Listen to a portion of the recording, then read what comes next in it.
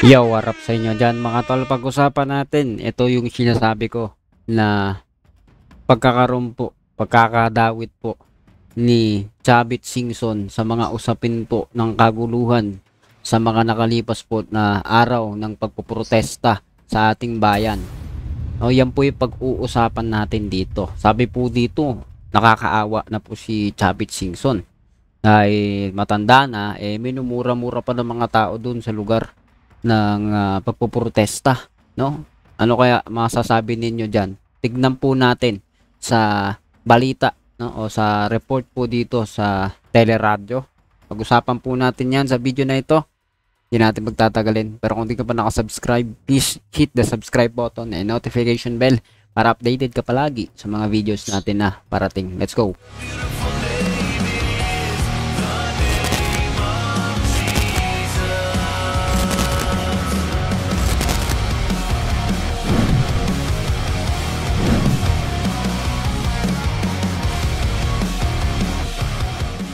So yun nga mga tol, no? Pag-usapan po natin dito. Sabi po dito sa panayam kay John Vic Remulla.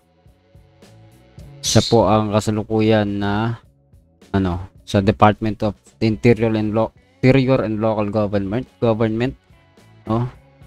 O DILG. Tama ba? Sabi po dito, duda si Department of the Interior and nabubulol.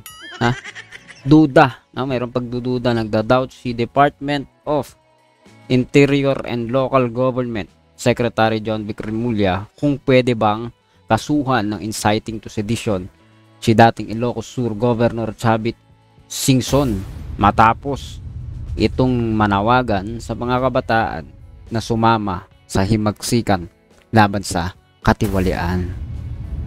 Okay guys. So medyo mabigat po ito, no?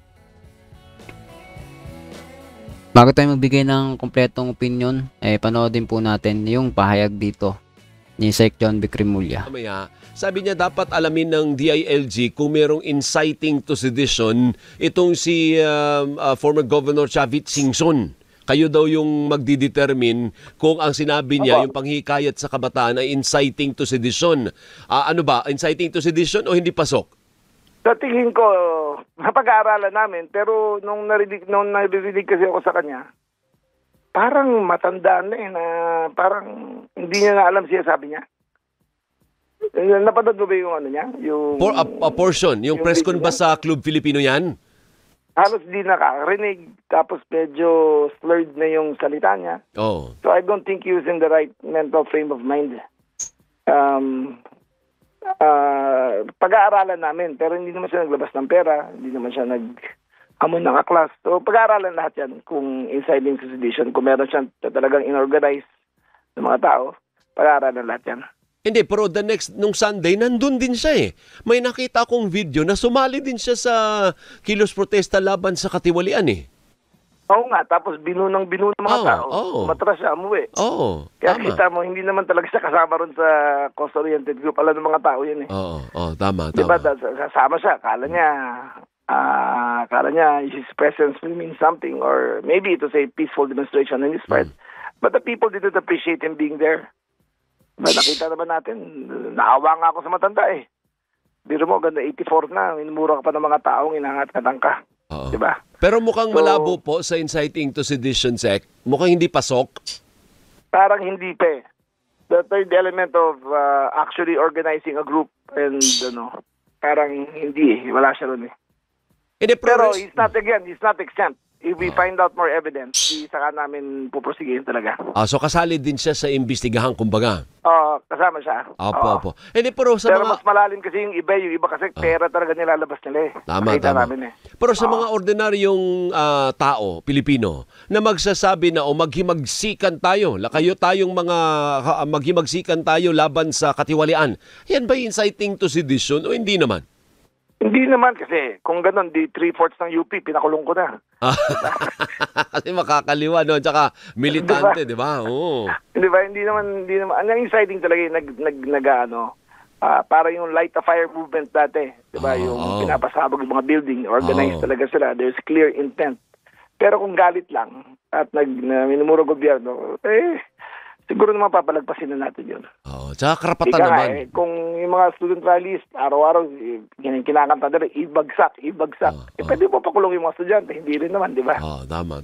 'Di ba? So we have a very liberal democracy, but we may have to maintain instability dito sa bansa. Okay. Sige, Sec, thank you. Mabuhay ka. Maraming salamat sa oras. Salamat po. Ingat. Salamat po. Thank you. Bye-bye. Okay guys, so yan po yung panayam po kay John Vic Remula. Sa bukod dyan guys, no?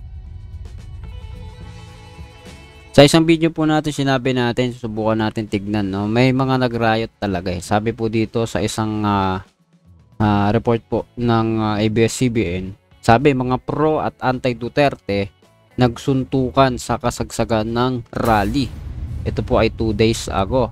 Silipin na rin po natin ito para kompletos regados ang ating putahe dito sa video po na ito. Play natin, play. Nauwi sa suntukan ang pikuna ng grupo ng anti-Duterte at grupo ng pro-Duterte sa harap ng Gate 4 ng Camp Aguinaldo. Live mula sa EDSA, nagpapatrol si Job Manahan. Job, anong nangyari sa pagitan ng dalawang grupo?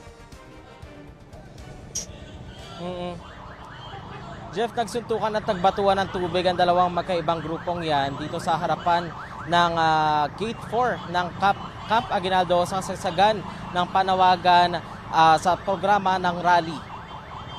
Jeff, nangyari yung alterkasyon ng magkapikunan sa mga ipinaglalaban na ideolohiya at magkakaibang paniniwala ang dalawang magkaibang grupo. Ang isang grupo, Jeff, sinabi na walang pinagkaiba si Pangulong Ferdinand Marcos Jr. at Vice President Sara Duterte. Bukod dyan, nagtataas na ng boses ang organizer at nagtataas na rin ng middle finger ang iba pang rallyista hanggang sa nag-ambahan na nga ang mga yan. Nakuha na ng ABS-CBN News ang mismong alterkasyon at suntukan. Nagbatuhan din ng gamit at tubig ang mga rallyista. Agad naman silang pinigilan ng iba pang kasamahan. Pero paano nga ba nangyari ito, Jeff? May parte kasi dito sa Camp Aguinaldo na tinatambayan ng mga nasa People Power Monument, kaya hindi na iwasan ng mga rallyista na marinig ang pahayag ng grupo ng mga nagpakilalang dating general na nakapwesto sa harapan ng Gate 4. Dito na nagsimula ang ibang rallyista na batuhin ng mga insulto ang iba pang rallyista. Sa ngayon, sabi ng Quezon City Police District ay wala namang nai-report sa kanilang insidente na yan, pero bago tayo mag-live kanina, ipinaalis na ng pulisya ang ibang rallyista na hindi parte ng grupo ng mga dating general.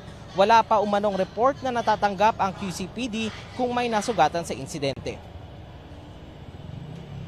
Jeff, Adrian, sa mga oras na ito as of 6:30 ay nagpulasa na ang karamihan ng mga nakikilos protesta dito sa EDSA People Power Monument, pero nananatili yung programa doon naman sa harapan ng Camp Aguinaldo Gate 4. Balik sa inyo, Jeff. Okay guys, so yan po. No, bago po tayo magpaalam, napakalaga po ng mga nakita po natin. Dahil magmula po dito kay Chavit Singson, meron na po tayong makikita na problema. No? Una, 'di ba, yung pagsuporta po sa ating dating pangulo na si Rodrigo Duterte. Alam naman natin marami pong may gusto po riyan. At miski tayo, no?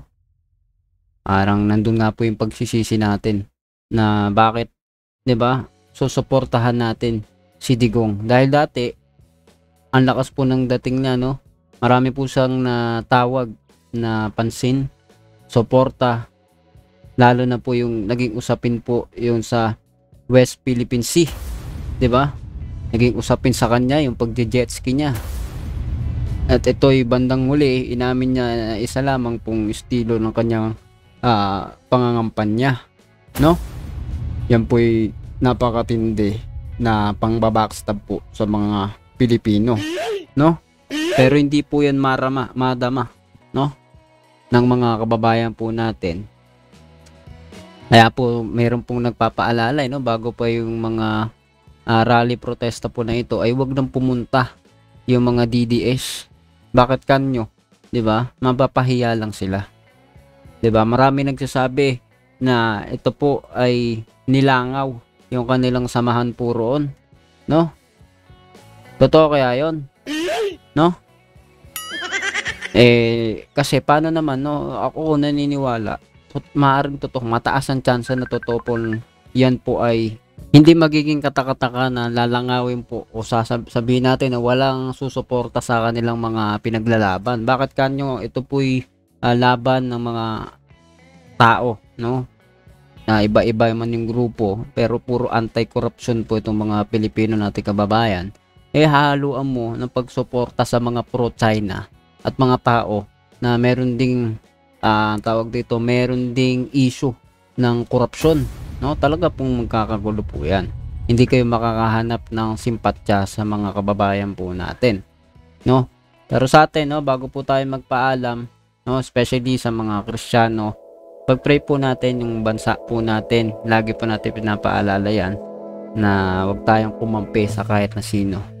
Pag-pray po natin, matimbang natin kung ano yung tama, suportahan kung mali, tutulan po natin at ipagpanalangin na maging maayos po yung bansa, gobyerno natin. Pero for the sake of discussion, no, ikaw anong masasabi mo dito sa pinag-usapan po natin ngayon kay Chavit Singson, di ba? Itong mga DDS, no, na meron tayong kalabang malaki na korupsyon, sila po ay nagpo-promote, naging panatiko na po ng mga Duterte. Ikaw ano masasabi mo riyan? Comment down below, pag-usapan natin yan sa comment section, and please do not forget to hit the subscribe button and notification bell para updated ka palagi sa mga videos natin na parating. See ya ulit sa susunod na video.